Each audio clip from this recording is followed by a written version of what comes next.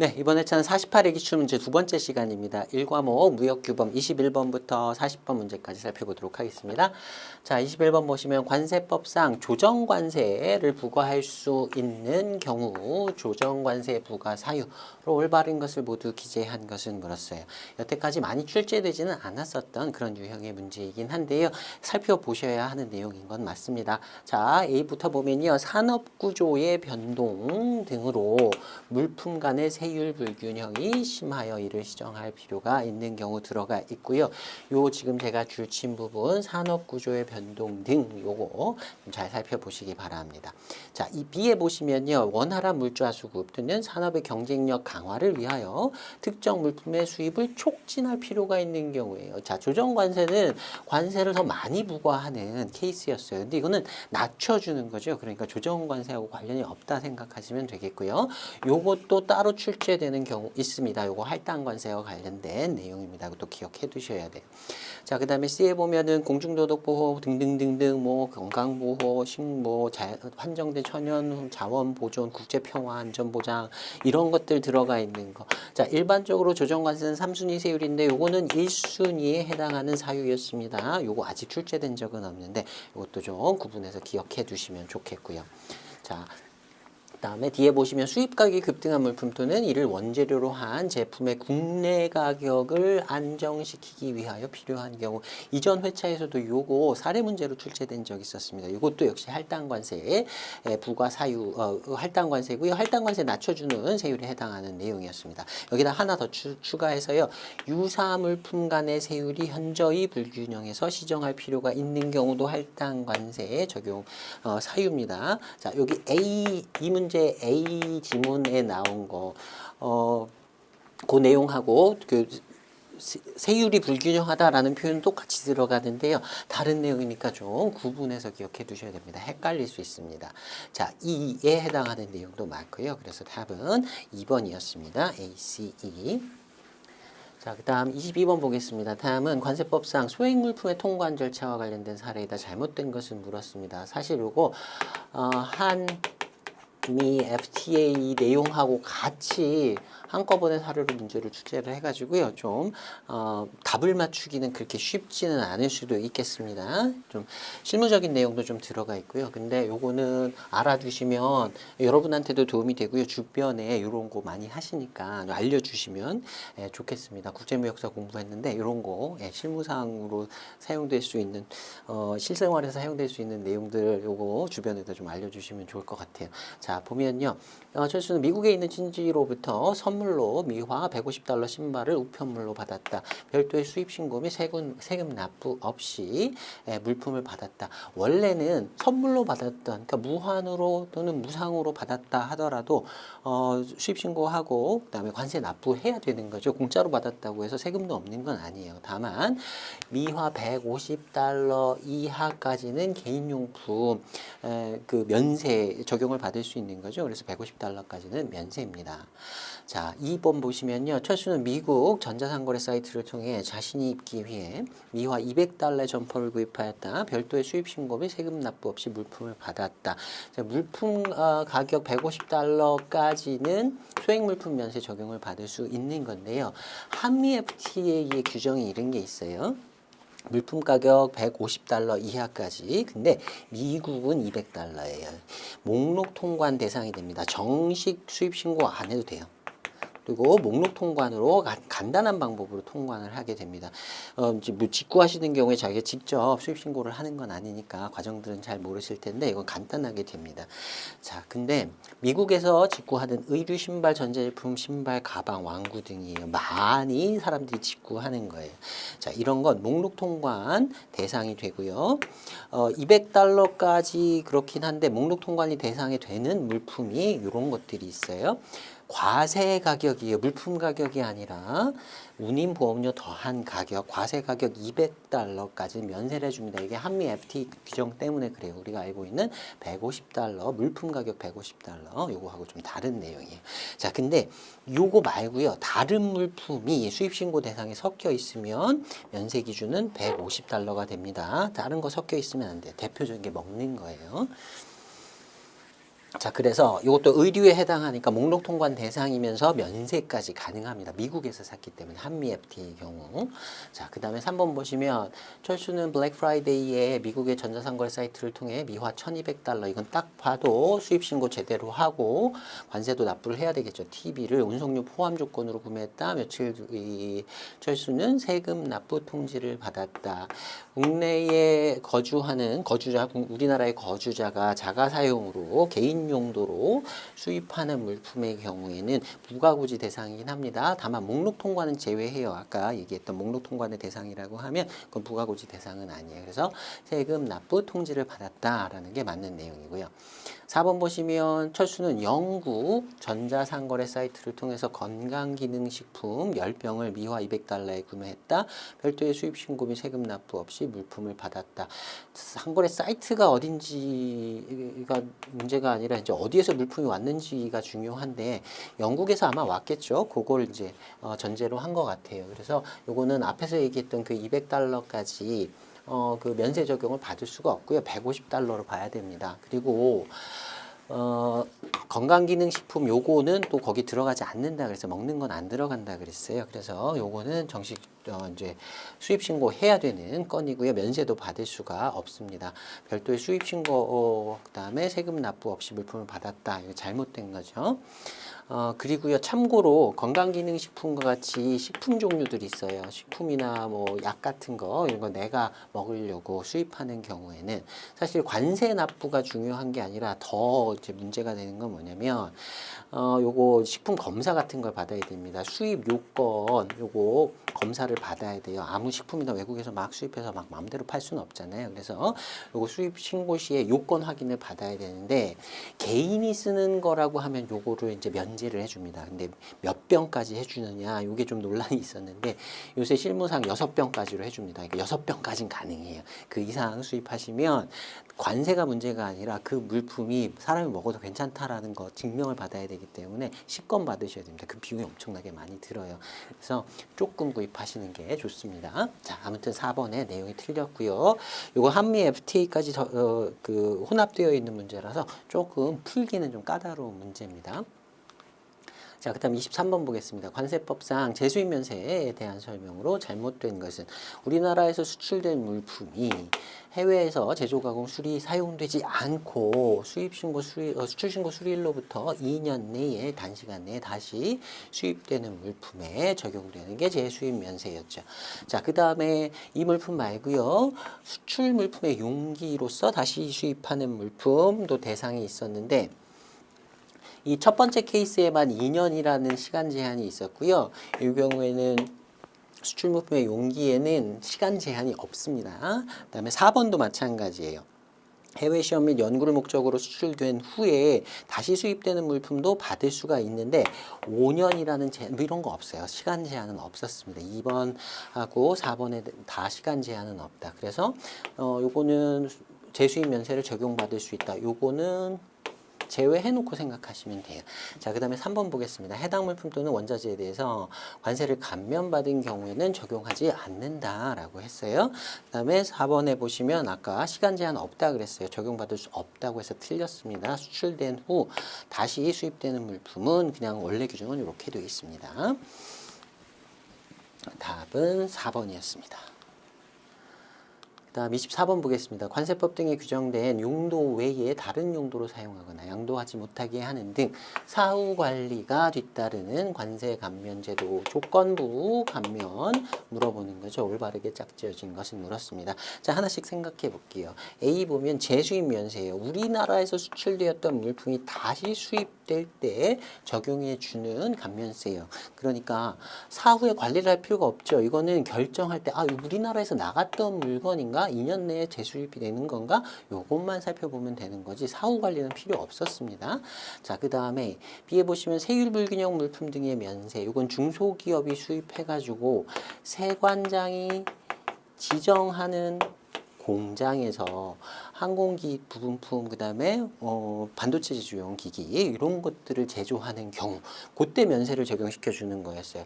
세관장이 지정하는 장소에서 그 작업을 해야 한다라는 게 조건이 달려 있으니까 그 장소에 작업을 하는지 관리를 해야 되겠죠. 자, 그래서 B는 사후 관리가 뒤따르고요.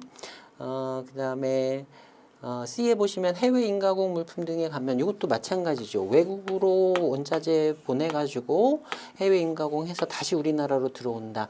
외국 나가서 가공됐느냐 그거 살펴보면 되는 거지. 이거 사후 관리를 할 필요는 없습니다. 그래서 이것도 역시 사후 관리가 뒤따르지 않는 거고요. 다 D에 보시면 학술 연구용품 등의 용품에 감면, 학술 연구용으로 수입해서 감면을 받았으니까 진짜로 학술 연구용으로 사용하는지 사후 관리해야 되는 거고요.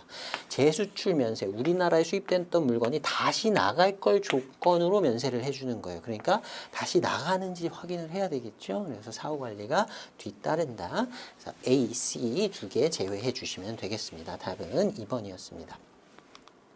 다음 25번 보겠습니다. 다음은 관세법상 계약 내용과 다른 물품 등에 대한 관세 환급, 위약 물품에 대한 환급, 이 문제가 두 문제나 나왔네요. 자, 괄호 안에 들어갈 용어를 순서대로 올바르게 기재된 것은 그렇습니다.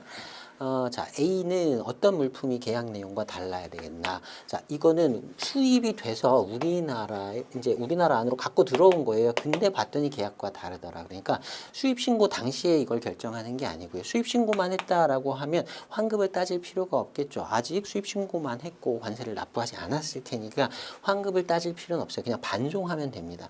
수입 신고가 수리돼서 우리나라 안으로 갖고 들어왔는데 보니까 관세 납부하고 들여왔는데 계약과 다르더라. 그러면 돌려보내고 그때 냈던 관세를 다시 돌려받는 개념이니까요. 자, 그 다음에 언제 당시의 성질이나 형태가 변경되지 않은 경우 원칙적으로 사용하면 안 된다 그랬어요. 언제 기준으로 보냐면 수입 신고를 한 때의 기준으로 관세도 납부를 하고요. 그 다음에 그 성질 형태가 변형되지 않은 거 언제 기준이냐? 이것도 역시 수입 신고 기준으로 봅니다. 이 문제에서는 조금 까다롭게 이거 A하고 B 수입신고 수리냐 아니면 수입신고 당시냐 이걸 가지고 문제를 내긴 했는데 사실 뒤에 1년이냐 2년이냐 요거 가지고 구분을 할 수 있기 때문에 이게 수입신고신지 아닌지는 크게 신경 쓰지 않으셔도 됩니다. 근데 아무튼 수입신고가 수리된 물품으로 시작을 해야 돼요. 자, 그 다음에 해당 물품의 수입신고 수리일부터 몇 년 내에 다음 어느 하나의 보세구역에 반입이 돼야 되는 1년 내였습니다. 자, 그 내용이 1번 보시면 외국으로부터 수입된 물품 일반적인 경우겠죠. 보세구역에 반입했다가 다시 수출해야 된다. 1년 내에. 자, 이 경우 실제 수출은 수입신고 수리일로부터 1년이 지난 후에도 할 수 있다. 보세구역이 들어오는 것까지가 1년이었고요. 그 실제 수출까지 1년 내에 해야 된다는 것은 아니었어요. 자, 그 다음에 보세공장에서 반입된 물품의 경우에는 보세공장으로 돌려보내면 된다. 그래서 중간 B는 잘 모르겠다 하더라도 A하고 C 이렇게 두 가지는 정확히 알고 계셔야 됩니다. 답은 4번이었습니다.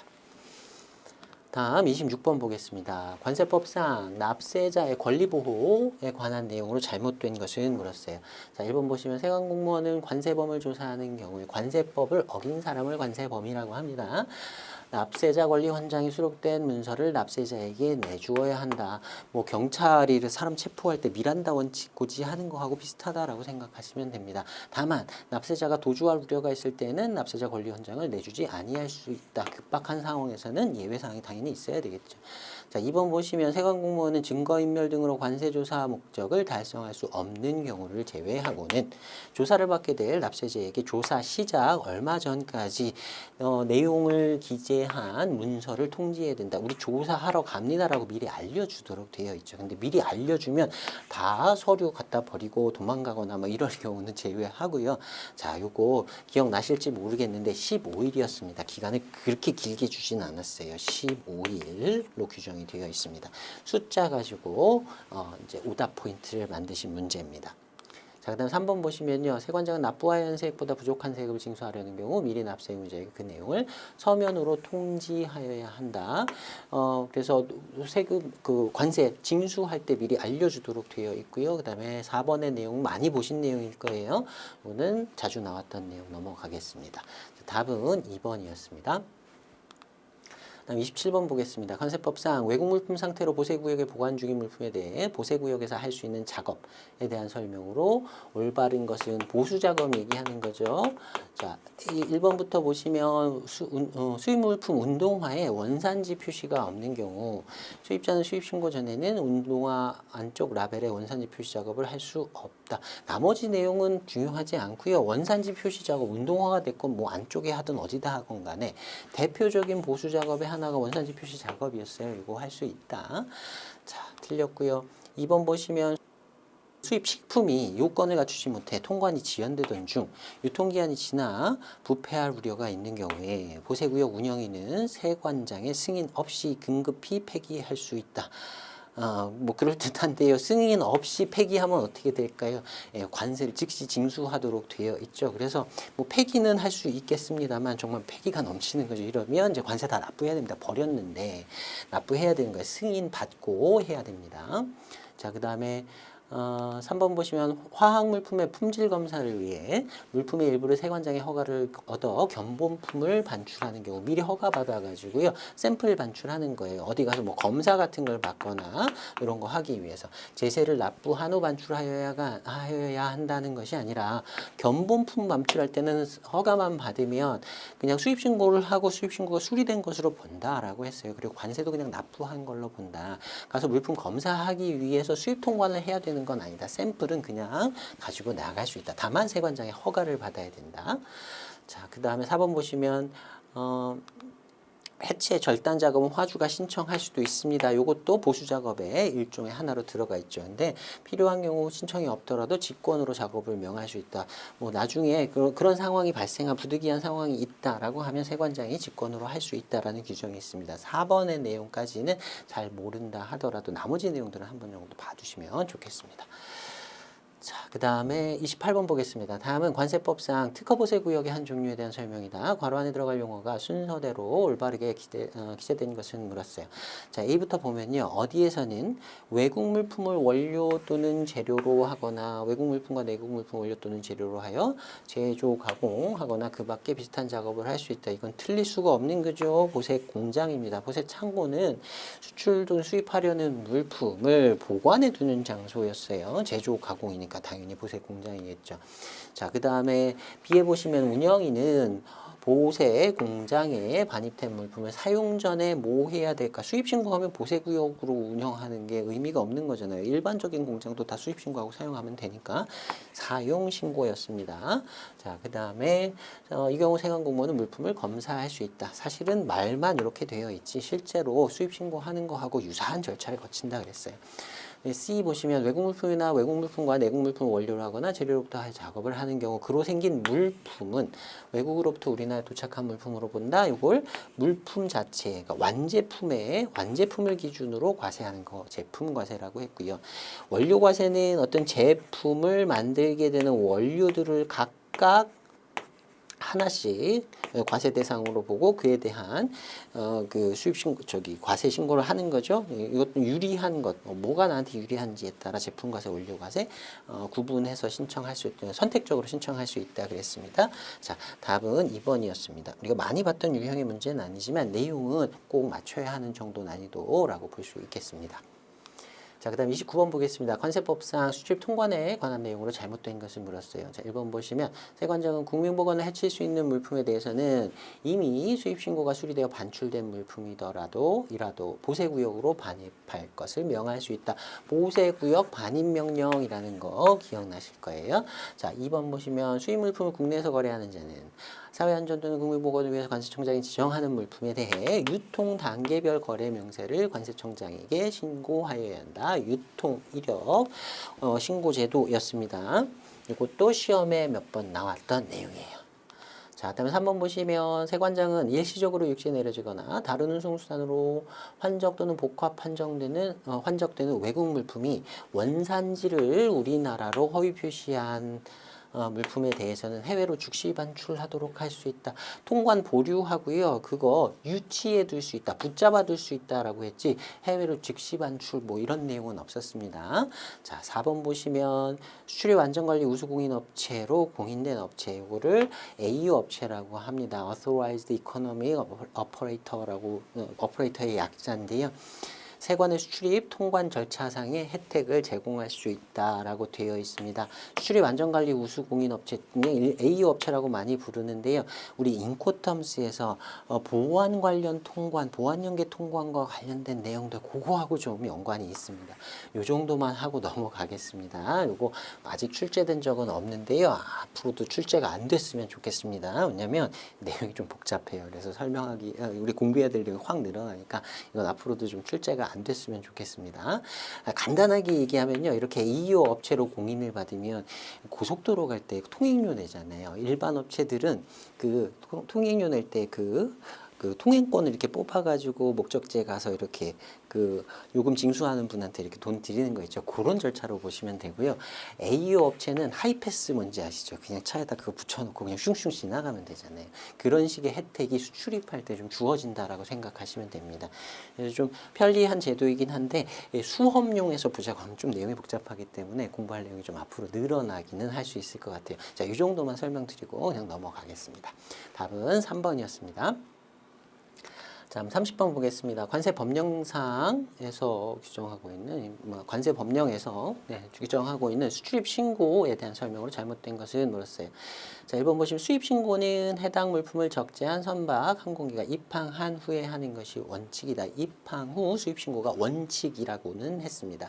근데 예외가 몇 가지 있었죠. 자, 2번 보시면 신속 통관이 필요한 경우에는 당해 물품을 적재한 선박 또는 항공기가 그 물품을 적재한 항구 또는 공항에서 출항하여 우리나라에 입항하기 5일 전, 항공기는 하루 전부터 수입 신고할 수 있다. 입항 전 수입 신고라고 했었습니다. 또 시험에 자주 나왔고요. 숫자 가지고도 문제가 출제된 적이 있었습니다. 한번 보시면 밀수출 등 불법 행위가 발생할 우려가 높거나 감시 단속이 필요하다고 인정해서 관세청장이 정하는 물품은 사업장 소재지를 관할하는 세관장에게 수출 신고하여야 한다. 사업장 소재지를 관할하는 세관장에게 수출 신고하는 경우는 그냥 일반적인 물품이에요. 일반적인 물품이 지금 우리 공장이 예를 들어서 뭐 서울에 있다 그러면 서울세관에서 신고하는 거고요. 부산에 있다 그러면 부산세관에서 신고를 하는 겁니다. 근데 이렇게 뭐 불법 행위 발생할 우려가 있다라고 하는 경우에는 관세청장이 정하는 장소에 장치를 해놓고 수입 신고하도록 하는 예외 규정이 있어요. 이거 조금 깊은 내용이라서 좀 모르셔도 크게 문제가 되지는 않을 만한 내용이긴 합니다. 자, 4번 보시면 반송 신고는 물품이 지정장치장 또는 보세창고 반입일로부터 30일 이내에 해야 한다. 지정장치장, 보세창고 반입한 다음에 30일 이내에 수입 신고하든지 수출 신고하든지 반송 신고 셋 중에 하나 하도록 되어 있었죠. 자, 3번의 내용은 조금 깊은 내용이긴 한데요. 나머지 내용 좀 봐두시면 좋겠습니다. 자, 그다음 31번 보겠습니다. 다음은 관세법에서 규정하고 있는 세관공무원의 수입물품 검사에 대한 설명이다. 올바른 것을 모두 기재한 것을 물었어요. 자, A 보시면 가장 일반적인 내용이에요. 통관하려는 물품, 수출 수입, 반송하려는 물품 검사할 수 있겠죠. 자, B에 보면 관세청장 또는 세관장은 관세법에 따른 세관공무원의 적법한 물품 검사로 인하여 물품의 손실이 발생한 경우에 그 손실을 입은 자에게 보상해야 한다. 예, 규정이 있어요. 관세법상 규정이 있었습니다. 검사하는데 물품이 다 망가졌다. 그러면 세관에서 그거 보상해 줍니다. 자, 그 다음에 C에 보시면 관세청장은 중앙행정기관의 장애 요청을 받아 세관장으로 하여금 관세법 226조에 따른 세관장의 확인이 필요한 수출입 물품 등 다른 법령에서 정한 물품의 성분, 품질 등에 대한 안전성 검사를 하게 할 수 있다. D의 내용도 같이 한번 읽어보시고요. 안전성 검사와 관련된 내용들이 최근 기출 문제에서 거의 빠지지 않고 한 줄이라도 나오고 있는 것 같아요. 근데 내용들은 그렇게 깊지는 않으니까요. 나올 때마다 계속 꼼꼼히 읽어봐 주시기 바랍니다. 자, 답은 1번이었습니다. 다 맞습니다. 다음 32번 보겠습니다. 관세법상 관세 형벌의 특수성에 관한 대한 설명으로 잘못된 것을 물었는데요. 자, 자, 1번 보시면 관세법에 의한 처벌은 사용인을 처벌함과 동시에 업무 주체인 본인도 처벌하도록 하는 양벌 규정을 적용한다. 잘못한 사람, 업무 주체인 본인, 그 사람 처벌하고요. 그 사람이 속해 있는 회사도 처벌하는 거예요. 다만 사용인이 위반 행위를 방지하기 위해서 해당 업무에 관한 상당한 주의와 감독을 게을리하지 아니한 경우에는 양벌 규정을 적용하지 않는다. 회사를 뭐 징역을 살게 할 수는 없으니까 보통 벌금형을 가하는데 뭐 그런 위반 행위를 하지 않도록 뭐 주기적으로 교육을 했다든가 뭐 이런 것들을 증명하면 양벌 규정은 적용하지 않습니다. 회사는 처벌하지 않아요.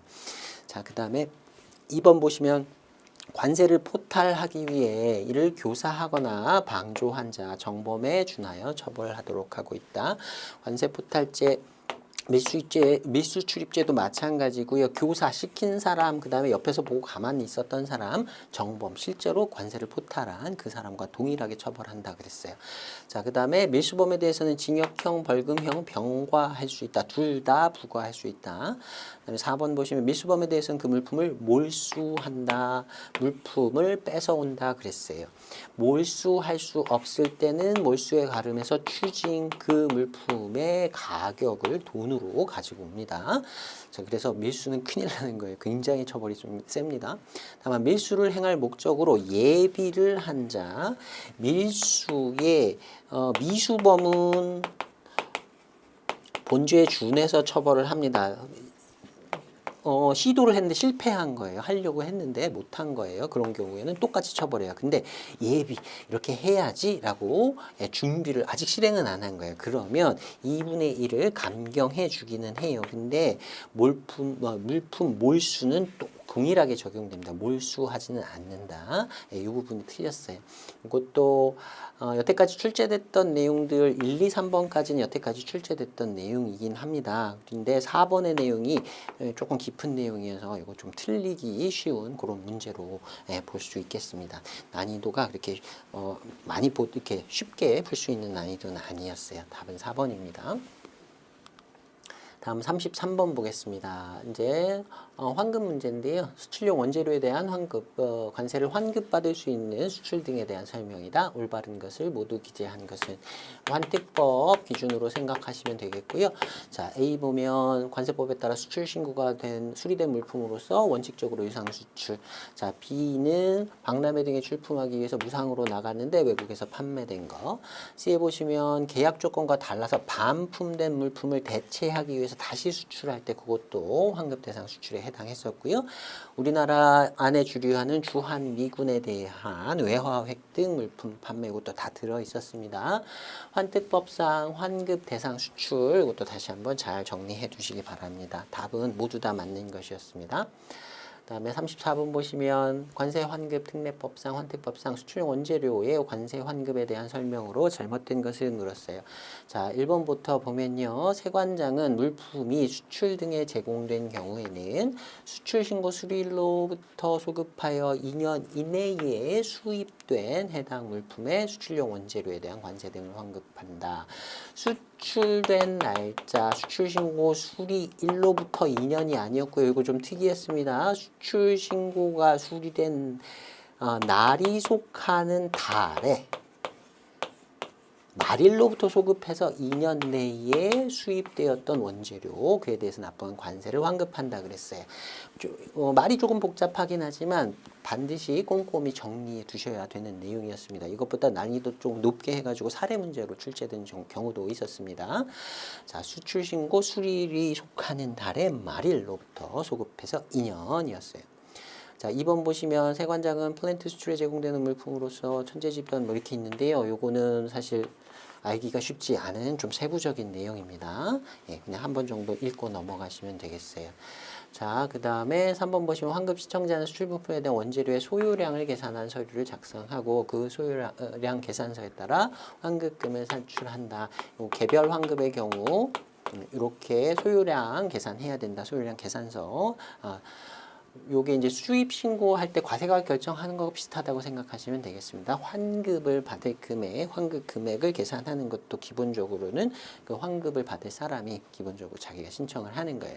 자, 그 다음에 4번 보시면 뭐 수입신고 필증의 유효기간을 짧게 정해서 환급하게 할 수 있다라고 되어 있는데 2번하고 4번의 내용은 조금 깊은 내용이니까 한 번 정도 읽어보고 넘어가시면 되겠고요. 1번, 3번의 내용은 좀 정확하게 알고 계셔야 됩니다.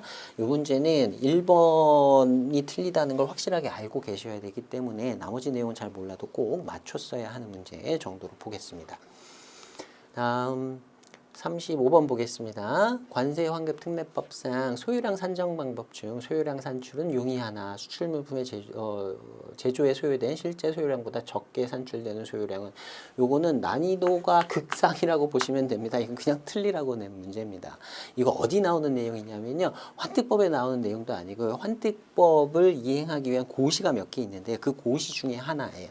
소유량 산정 관리 심사에 관한 고시, 소유량 관련된 고시가 따로 있는 데요. 여기 뭐 단위 실량 산정 방법 등등등 여러 가지 방법이 있어요. 여기 2개 더 더해야 됩니다. 6가지의 방법 중에 하나로 소유량을 결정해가지고 그 환급을 받도록 되어 있거든요. 그 중에서도 세부적인 내용을 알아야 되는 거예요. 답은 1번인데요. 단위 실량 산정 방법은 계산하기는 간단한데 여기에는 손무량은 계산을 안 해요. 손무량도 환급을 받을 수 있잖아요. 근데 여기 단위 실량으로 계산을 할 때 손무량을 제외하고 그 소유량을 산출하기 때문에 그래서 간단하게 할 수는 있어요. 근데 실제 소유량보다 적게 산출이 돼서 좀 손해봅니다. 환급을 다 받기가 끝까지 다 받기가 좀 어려워요. 그래서 그런 단점은 있습니다. 근데 이거는 모르는 게 당연한 겁니다. 굉장히 세부적인 내용에서 나온 거예요. 환특법의 내용이 아닙니다. 이거는 세부 고시의 내용이에요. 자, 그 다음에 36번 보겠습니다. 환급특례법상 관세환급 및 관세환급 대상 원재료에 대한 설명으로 올바른 것을 물었어요. 자, 여기서부터 여기 환특법 문제가 특히 난이도가 역대 최고라고 보시면 되겠습니다. 너무 어렵다고 생각이 됩니다. 이렇게 문제 안 내셨으면 좋겠어요. 이렇게 문제가 계속 되면 여러분 환특법 공부 안 할 거잖아요. 어쨌든 교재에 나와 있는 내용만 가지고 문제를 풀 수 없다. 그러면 그냥 안 한다. 이렇게 되실 것 같아서 좀 걱정스러운데 이번 회차가 좀 특이한 걸로 보시면 되겠습니다. 계속 이렇게 어렵지는 않았어요. 자, 1번부터 볼게요. 수입 시 내수용으로 수입한 원재료는 관할 세관장으로부터 수출용 원재료 사용 승인을 받은 경우 납부한 관세 등에 대해서 관세 환급이 가능하다 이랬는데요. 수입할 때 수출용으로 뭐 수입을 했는지 내수용으로 수입했는지 수입 신고식을 결정을 하긴 합니다. 근데 내수용으로 수입했다 하더라도 다른 절차 없이 그냥 그거 갖고 수출용 물품 만들었다 그러면 환급 받을 수 있어요. 뭐 이런 승인 같은 거 받을 필요 없습니다. 자, 그 다음에 2번 보시면 수입 시 덤핑 방지 관세, 보복 관세, 상계 관세가 부과된 원재료는 관세 환급을 해주긴 해줘요. 근데 그 세액을 공제한 후에 환급이 가능하다. 이것도 세부적인 규정이 들어있는데요. 제한 비율은 이렇게 됩니다. 덤핑 방지 관세에서 덤핑 방지 관세하고 실행 관세 그 비율을 해가지고 그거 빼고 해줍니다. 이게 굉장히 세부적인 내용인데 이거 출제하셔가지고 모르는 게 당연한 내용이에요. 자, 그 다음에 3번 보시면요. 묘목을 수입해서 장미꽃을 수출하는 경우 묘목 수입 시에 납부한 관세 등에 대해서 관세 환급이 가능하다라고 되어 있는데 이거 틀렸습니다. 이것도 좀 세부적인 내용이에요. 자, 요거는 보신 적 있을 거예요. 소유량에 대한 정의 보신 적 있을 겁니다. 수입 물품을 생산하는 데 드는 원재료의 양으로서 뭐 소모량을 포함한 것을 뭐 말한다 이렇게 돼 있고요. 이 물품을 생산한다라고 할 때 수출 물품을 가공, 조립, 수리, 재생, 개조하는 것을 포함한다 이렇게 생산의 범위를 정해줬습니다. 근데 요걸 유권 해석을 어떻게 하냐면 검사, 배양, 채굴, 수확, 성장 등은 생산에 해당하지 않는다. 생산의 범위에 들어가지 않아서 소유량을 산정할 수 없다. 그래서 이런 경우에는 환급이 안 된다. 좀 옛날 문제긴 한데요. 뱀장어, 치어를 수입해가지고 요거를 큰 장어로 길러서 수출하면 환급이 가능하다. 이거랑 똑같이 보시면 됩니다. 그것도 안 해줍니다. 왜냐하면 이런 것들은 생산의 범위에 들어가지 않는다라고 유권 해석을 내렸기 때문이에요. 이런 내용까지 수험생 입장에서 알기는 어렵습니다. 모르는 게 당연해요. 자, 4번 보시면 원재료를 무상으로 수입해서 관세를 납부하는 원재료를 이용해서 제조 가공에 수출한 물품 관세 환급 대상이 아니다.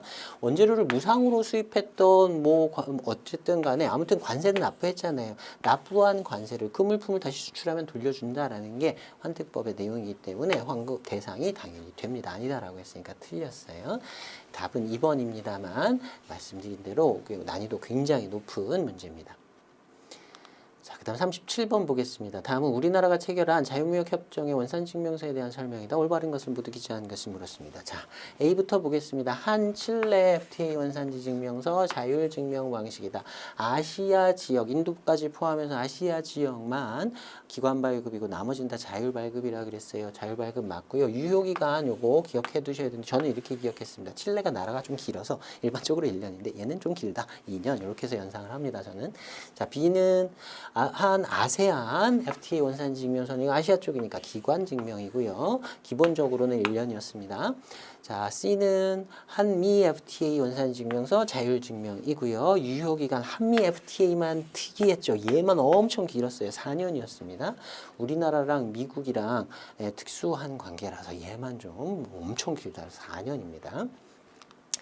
다음에 뒤에 보시면 한 EU FTA 원산증명서는 자율증명이다. EU니까요. 아시아 지역이 아니니까 유효기간 1년, 대부분 다 1년이었습니다. 예외만 좀 기억해 두시면 됩니다. 자, 그래서 답은 2번이었습니다. C만 제외하면 되겠네요. 자, 그 다음에 38번 보겠습니다. 우리나라와 체결한 자유무역협정 품목별 원산지 결정 기준이다. 품목별 원산지 결정 기준 설명으로 올바른 것은 원산지 결정 기준 관련된 문제들이 최근에 좀 출제가 되고 있습니다. 전에는 이렇게 세부적인 내용까지 물어보진 않았거든요. 이것도 난이도는 좀 있다라고 보셔야 되겠습니다. 자, 물품들이 쭉 나와 있고요. 뭐 FTA 관련된 FTA, 뭐 HS 코드 뭐 이렇게 나와 있어요. 하나씩 보겠습니다. 1번부터 보면요. 중국에서 모자 앞에 달려있는 요 앞에 튀어나온 부분 모자챙이라고 하죠. 그걸 수입해서 우리나라에서 제조한 운동용 모자를 스위스로 수출할 경우 불인정 공정에 해당해서 영내산으로 원산지가 인정되지 않는다라고 했어요. 자, 일단 스위스로 수출을 한다.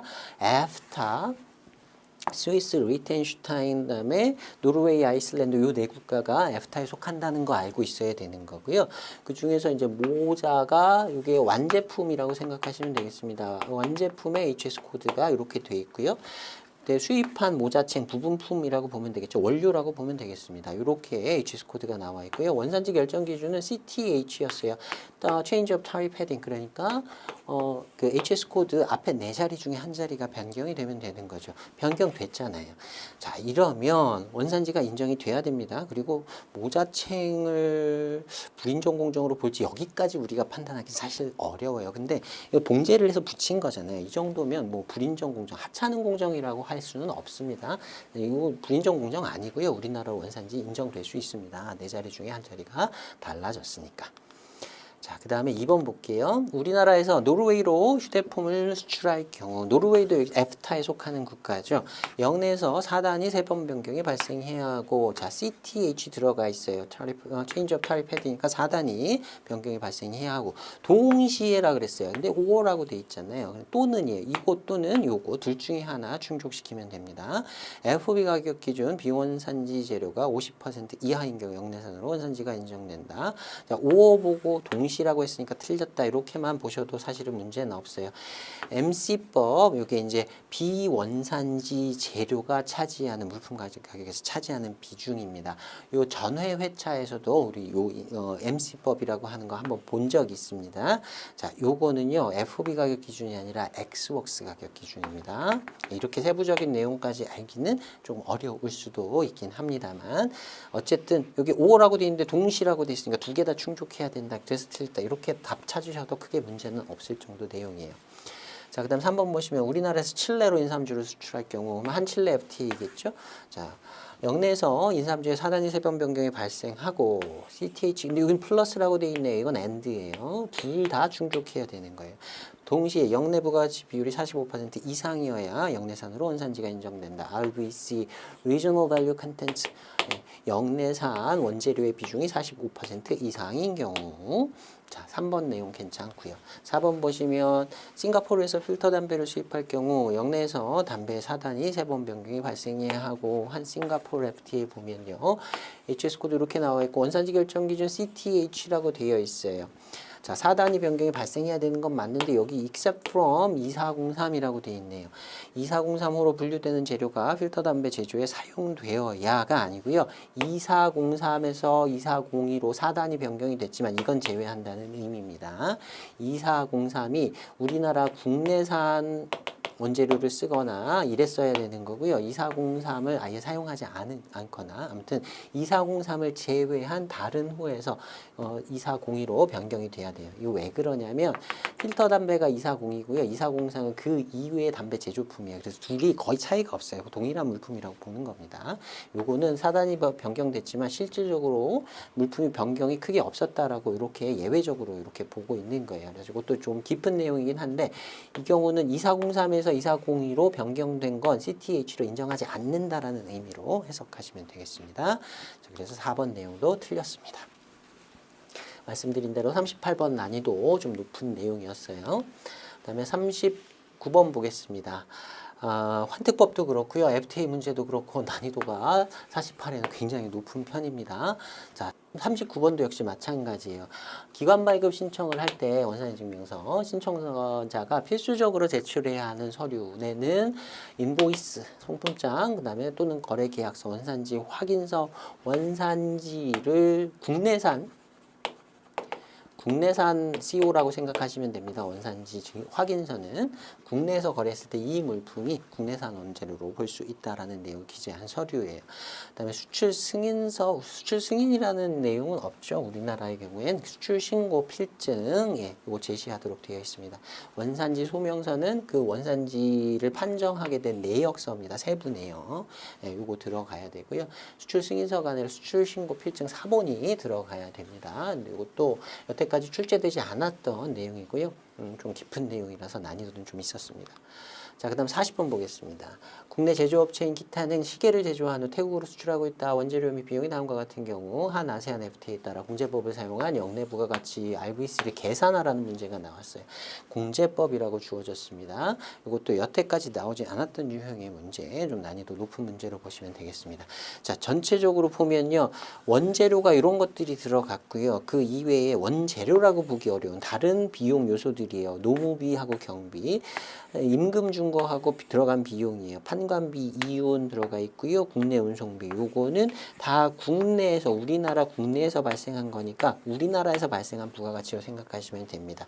그 다음에 여기에 이제 원재료비가 있는데 무브먼트는 일본 거고요. 케이스는 한국 거예요. 그리고 시계줄은 모릅니다. 원산지가 어딘지 몰라요. 그러면 한국 게 아닌 걸로 그냥 외국 물품으로 보는 겁니다.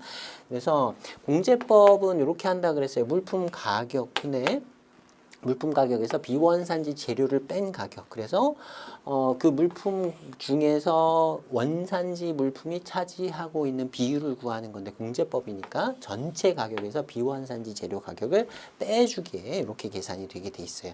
자, 물품 가격은 $100로 주어져 있고요. 다 더해야 되는데 이 중에서 일본 거하고 어딘지 모르는 거 요 두 개만 빼주면 되겠죠. 그래서 계산해 보시면 60% 이렇게 나옵니다. 여기까지 해서 1과목 무역규범 살펴봤는데요. 이번 회차의 무역규범의 특징은 초반부는 난이도가 어렵지 않았어요. 그리고 시간도 많이 걸리지 않는 문제들로 구성이 되어 있다가 후반부에서 갑자기 난이도가 높은 문제들로 이렇게 쫙 틀려라 하는 문제들이 노골적으로 틀려라 하는 문제들도 비율이 좀 많았고요. 후반부에 좀 난이도 조절을 좀 신경을 쓴 그런 케이스라고 보면 되겠습니다. 그래서 전체적으로 중상 이 정도 난이도로 보면 되겠고요. 그래도 여러분 60점 이상 정도는 충분히 맞을 수 있는 그런 정도의 난이도로 볼 수 있겠습니다. 자, 여기까지 해서 이번 회차 마무리하도록 하겠습니다. 수고 많으셨습니다.